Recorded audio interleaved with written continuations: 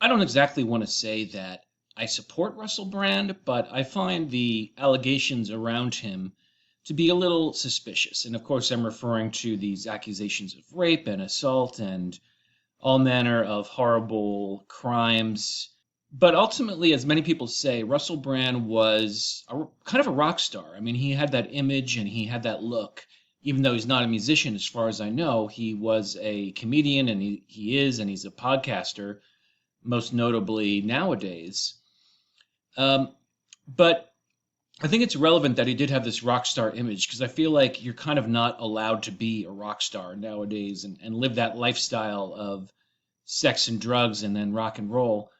It's like you look at what happened to Marilyn Manson.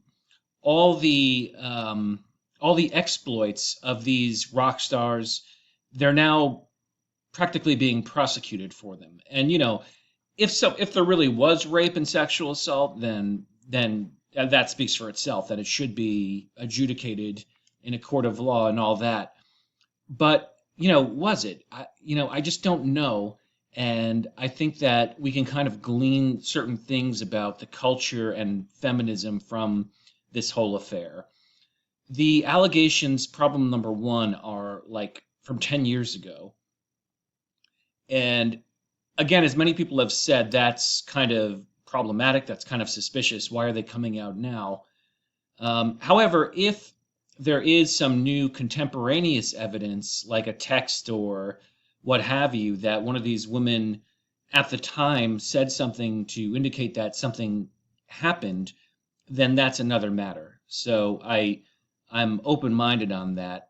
But just someone saying something happened 10 years ago, again, I'm going to be a little skeptical. Furthermore, the newspapers, some of which have kind of coordinated this attack on Russell Brand, are soliciting allegations from like random readers. Here's from the Independent UK. If you have information in related to the allegations against Russell Brand, which you would like to share with the Independence reporting team, please email.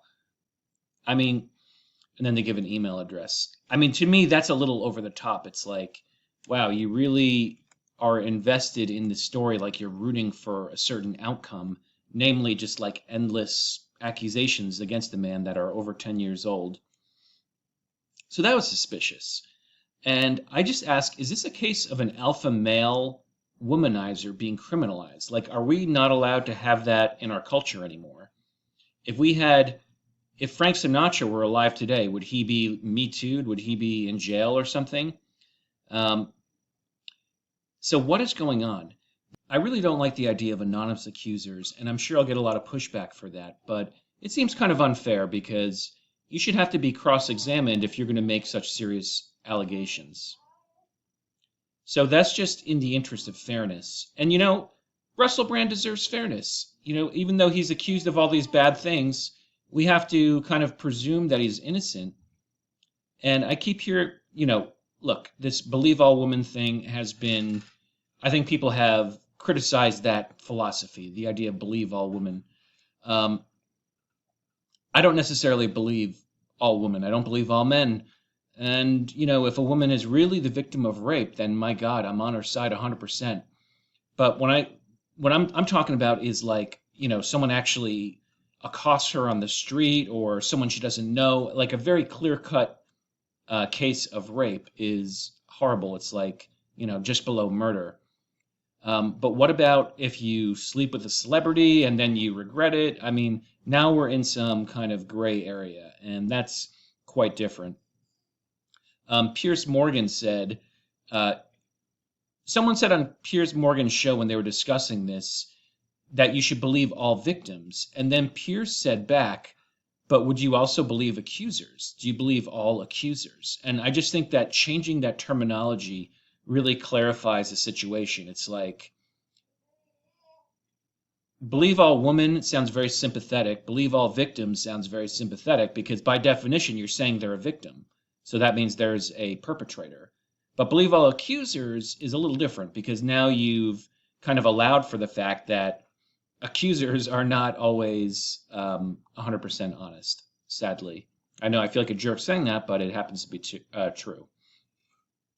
And finally, look, Russell Brand is now kind of a guy who's more popular with the right than the left, 100%, because he is someone who is like skeptical about COVID or the vaccines. I don't even really listen to him that much, by the way, but I've heard him. I watched his interview with Tucker a few weeks ago. So he's kind of a friendly to conservatives, let's put it that way. And that also makes us a little suspicious. Like, you're bringing out these accusations from 10 years ago by a guy who happens to be adjacent to conservatives. My question is, you get a couple newspapers, the Times and the Sunday Times, I believe, who initiated this investigation into Russell Brand. And it's like, whoa, why did they open an investigation into him? Are they investigating other celebrities who have slept with a lot of women? Or is it just ones that are not compliant with the regime?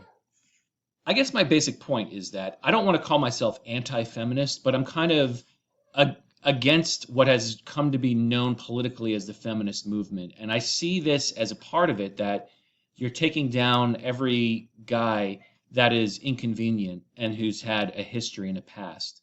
And I don't think that Russell Brand is another Harvey Weinstein. Hopefully he's not. In which case, and even in the Harvey Weinstein case, it seemed like a lot of that was quid pro quo. It seemed like women who traded sexual favors for fame. And that is, again, a little bit of a gray area. It's not exactly inspiring the sympathy that is called for in this type of situation. Finally, as Elon Musk said, I support Russell Brand. That man is not evil. Again, I don't want to say I full-throatedly support him. I just kind of don't know, but I'm suspicious, and I think we should all be. And it's just like, again, we've seen this story before. It's a little too much. We don't believe all women just because they're women. And yes, we sympathize with victims, but we don't presume that they are victims just because they say they are. I'm Michael McCara. Thank you so much for watching. Follow me on Twitter. In the description, you have my handle. And check out my blog, michaelmcarablog.com. And most importantly, like and subscribe to my channel.